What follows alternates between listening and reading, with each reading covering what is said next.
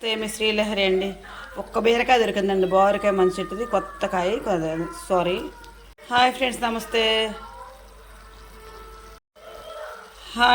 నమస్తే. మీ శ్రీలహరి అండి. ఈరోజు మన కొత్తగా మొన్న మధ్య పెట్టిన బీర చెట్టుకి 2 పిందెలు పడ్డాయండి. ఆ పిందెలు 2 కోసుకొచ్చి చక్కగా చిన్న చిన్న ముక్కలుగా కోసి 4 పచ్చిమిరకాయలు, కొంచెం చింతపండు, నాకు కాసిన ముక్కలు అయినాయండి. అవి కూడా మొత్తంగా తీసుకొని ఆ విధంగా కొంచెం ఆయిల్ వేసేసి పొయ్యి మీద పెట్టానండి. బీరకాయలు చూపించడానికి చిన్న చిన్న కాయలు కావడం వల్ల గీయలేదండి. గీకొని చట్నీ కాబట్టి గీయలేదు, గీకోకుండా ముక్కలు కోసానండి కడిగేసి. ఇంకా బాండీ వేసి కొంచెం ఆయిల్ వేసేసి చింతపండు పచ్చిమిరకాయలతో పెట్టేశానండి.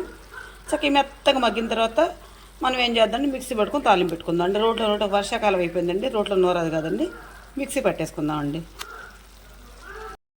ఇది చక్కగా ఈ విధంగా ముక్కలు, పచ్చిమిరకాయలు, చింతపండు చక్కగా మంచిగా కొద్దిగా వాటరు, కొంచెం ఆయిల్తో మగ్గబెట్టానండి. చక్కగా అది ఓన్లీ వాటర్తో మగ్గటానండి ముక్కలు.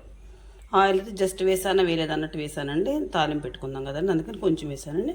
ఇప్పుడు దీన్ని అంతా మిక్సీ జార్లు వేసుకొని పట్టేసుకుందాం. ఇదిగోండి చక్కగా జీలకర్ర, వెల్లిపాయలు, ఉప్పు, పసుపు వేసి మిక్సీ పట్టేద్దాం.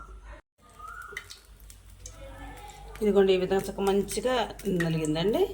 ఇక దీన్ని తాలింపు పెట్టేసుకుందాం అండి. కాసిన మిరపకాయలు, 4 ఉల్లిపాయలు, కాస్తంత కరివేపాకు ఇప్పుడు వేసేద్దామండి.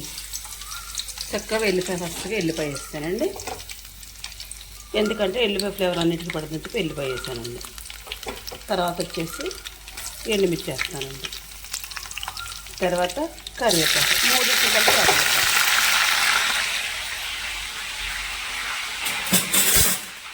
ఈరోజు వాతావరణం చల్లగా ఉందండి, వర్షం పడుతుంది. నాటు మొక్కలు వేయాలి, నాటు మొక్కలు వేస్తారంటున్నారు, కూలి వేస్తారంట. పొద్దున్నే వెళ్ళారండి ఈరోజు బయటకి.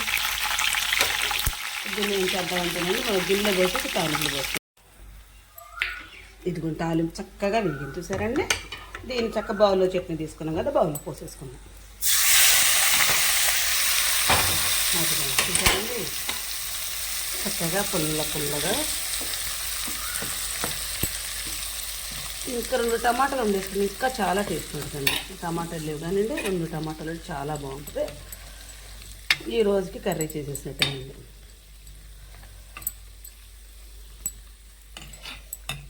ఇదిగోండి నేను చేసే విధానం మీకు నచ్చితే నాకు ఒక లైక్ ఇవ్వండి. Please subscribe.